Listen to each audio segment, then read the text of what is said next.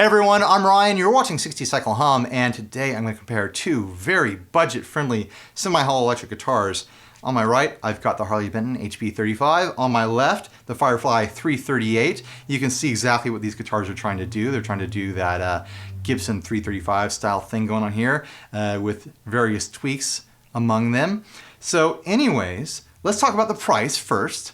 This one, the Harley Benton, we're going to call it a $230 guitar, because it's $200 on the Thomann website, depending on what exchange rates are doing that hour or whatever. Then they got to tack on $30 shipping to get it to you. You can put other things on that shipping order. So you put two guitars on an order, there's $15 shipping, whatever. We're still going to call it 230 bucks.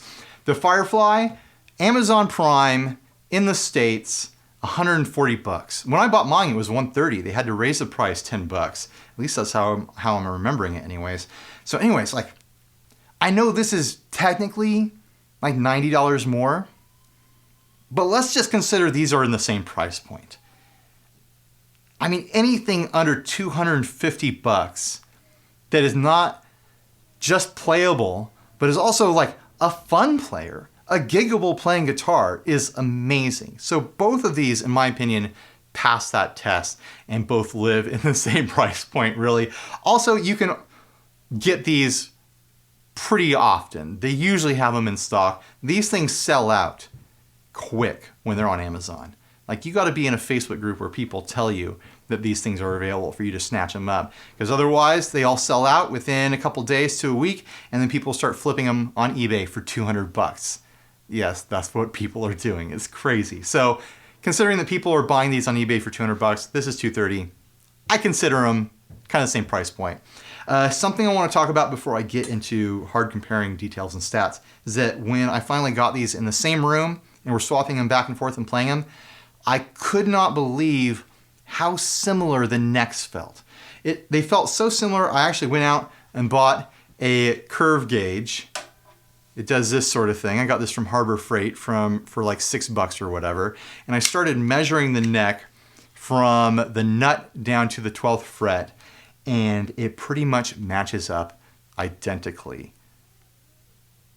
Like right now, I can gauge right there, the 3rd fret, come over on the 3rd fret over here, it matches up perfectly. That's crazy. And it does the whole thing. It does that all the way down on both guitars. It's the same shaped neck. Even the way it transitions from the nut to the headstock feels the same.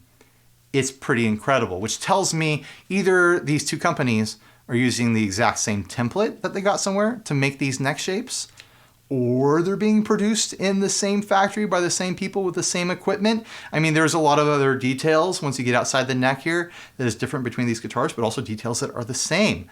So I think that is really the sleuthy thing we have to figure out here as this video goes on.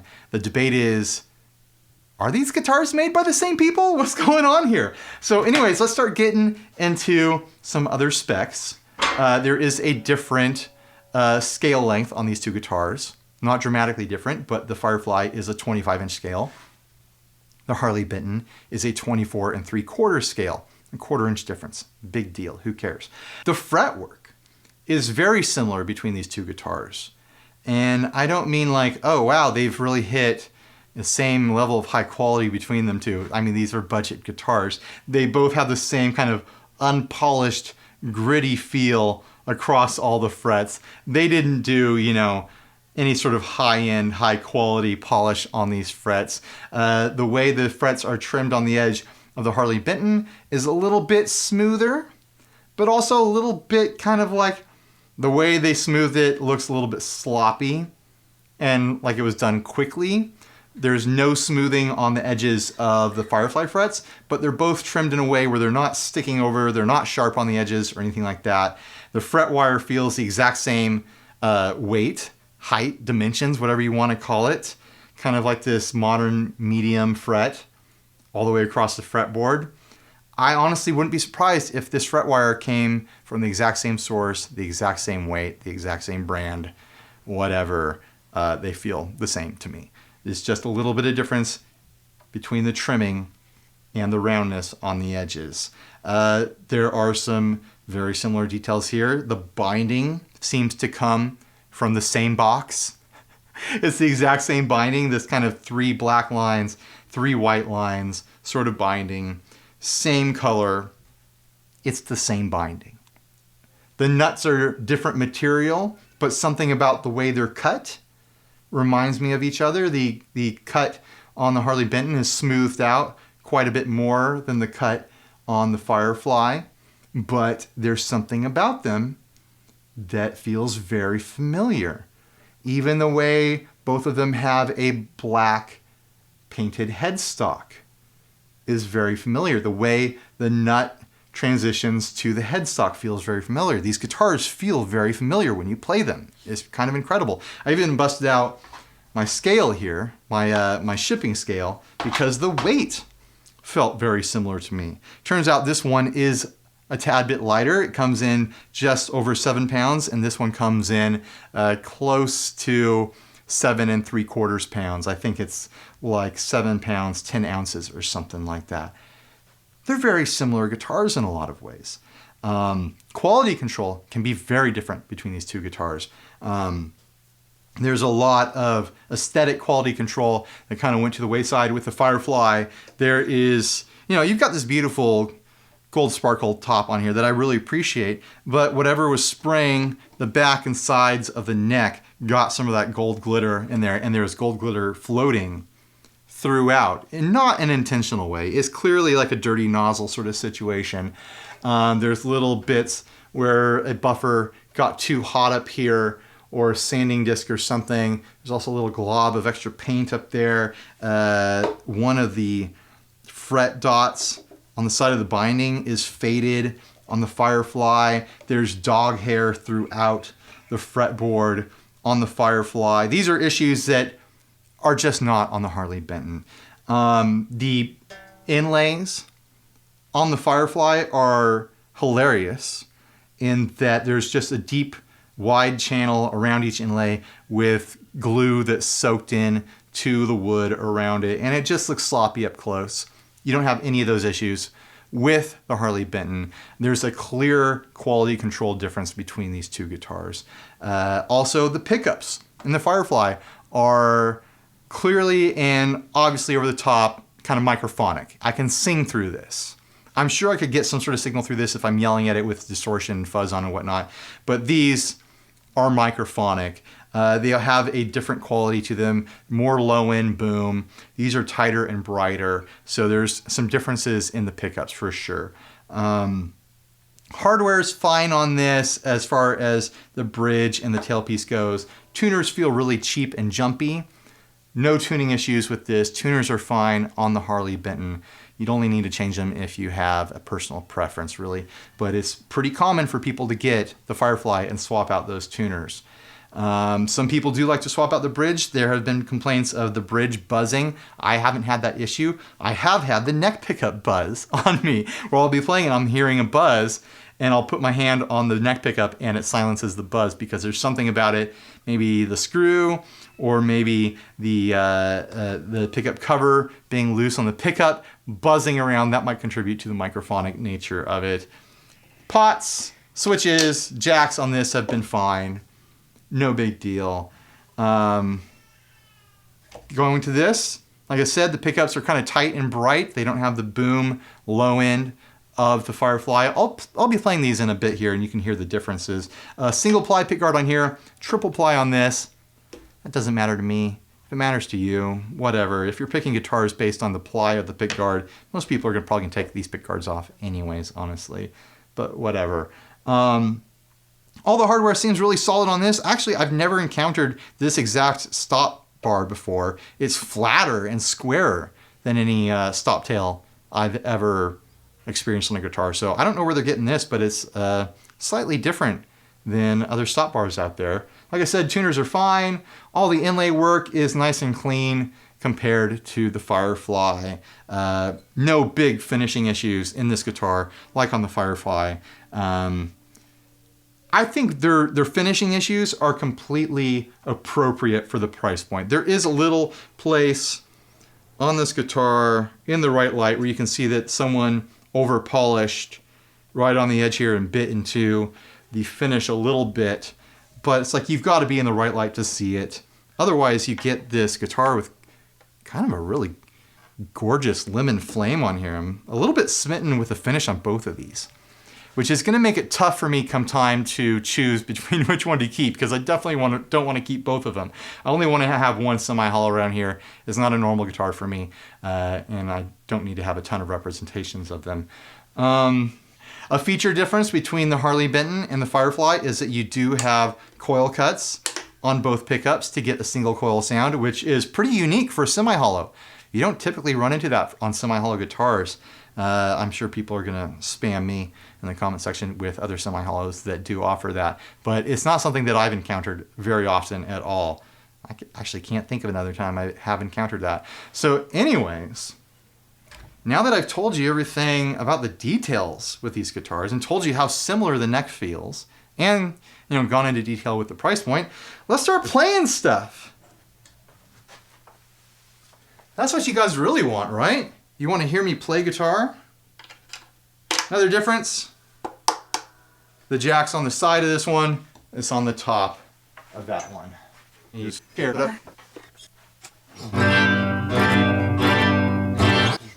All right, I'm gonna play some clean stuff on the bridge and then compare it to the Firefly, and then so on and so on.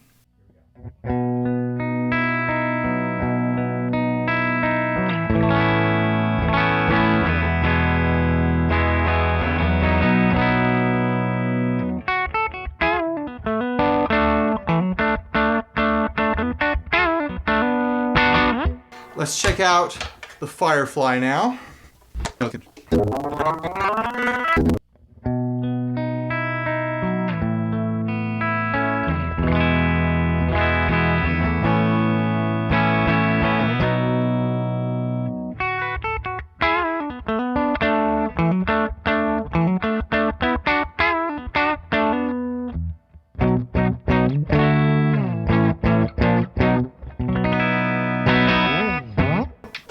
Now let's try the neck pickup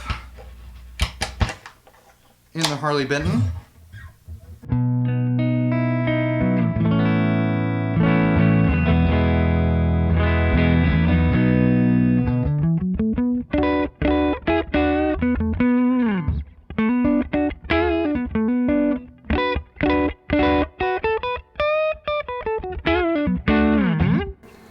Neck pickup in the Firefly.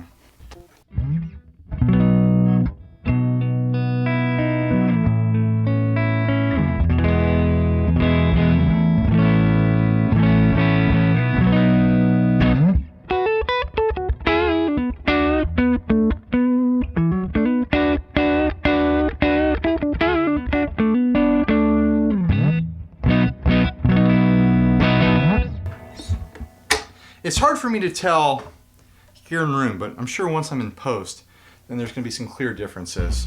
Let's try bridge with some dirt. Kind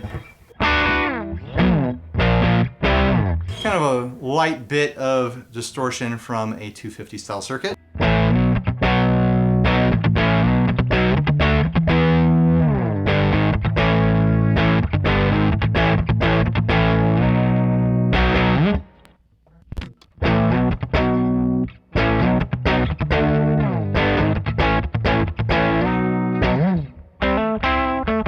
Already I can tell right away that there is less output from the Firefly pickups.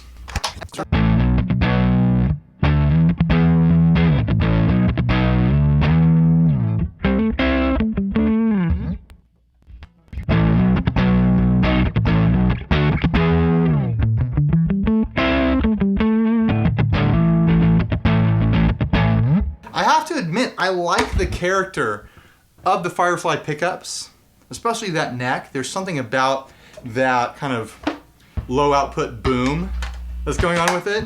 But from a more conventional standpoint, the pickups in the Harley Benton win. Like, I would just be more comfortable recommending it as a guitar to someone starting out or someone looking for something more conventional. Also, you get these coil cuts. Here is that bridge humbucker. Here it is, coil cut. Oh, nice twang from that.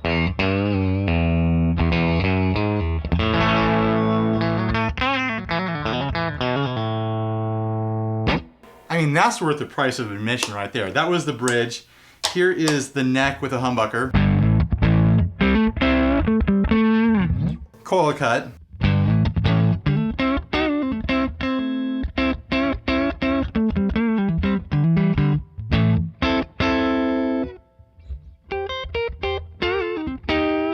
Back to humbucker. I feel like I'm answering my own question when I do that. When I'm asking myself which one would I keep. The coil cut makes it really obvious to me, like really obvious, that I've got to have this one in my life. I mean, I could do the work on the Firefly to do the coil cuts, to put new pickups in this, to put new tuners on this, and the only reason I would be doing it, well, there's a couple reasons. Let's go through the reasons. First reason, I love gold. I love this gold top. I wish this came in gold top. If this was in gold top, it would be the clear winner for me. Just because, I mean, there are issues with this. The pickups are an issue, the tuners are an issue. But I just love that color. I also like the headstock more. I like that headstock shape more. I've often said that I think the Harley Benton headstock is not really great. It's certainly not my favorite headstock. I think it looks kind of cheap. And yeah, this looks cheap too, but it looks cheap in kind of a charming sort of way. But this is just the better player, ever so slightly. They feel so similar, but ever so slightly, this is the better player. It's a little heavier. This is close to 8 pounds. This is close to 7 pounds. This is a hair over 7. This is a hair under 8. But that might vary from individual guitar to individual guitar, just based on, you know, which part of the tree was used and which piece of the wood or whatever tree or whatever. They're close enough, honestly. But the feel of the build quality, that extra bit of coil cut fun there, does it for me. This is the one I'm going to end up keeping. Another thing, I mean, this is me keeping myself honest here and telling you guys the truth behind, you know, the way I make money with videos and stuff like that. Me picking this is a show that this is really the guitar for me, because I'm much more likely to make money online with this guitar through Amazon affiliate links. Every time there's been a run of these available on Amazon, I've made money off my affiliate links. It's just the truth. I do have an affiliate thing set up with Harley Benton, with Thomann, but it is nowhere near. It is laughably different in what kind of money I make with the Thomann affiliate links versus Amazon affiliate links with this guitar. Like, I mean, I'm going to put it out there right now. I'm going to tell you guys how it all breaks down. I think I've made $80 off of Thomann's affiliate links for all my links in the year and a half that I've had the affiliate program, which is not impressive at all. Firefly, this thing has paid for itself over and over and over again through Amazon affiliate links. So it would be smarter for me in a business aspect to push this as hard as I can.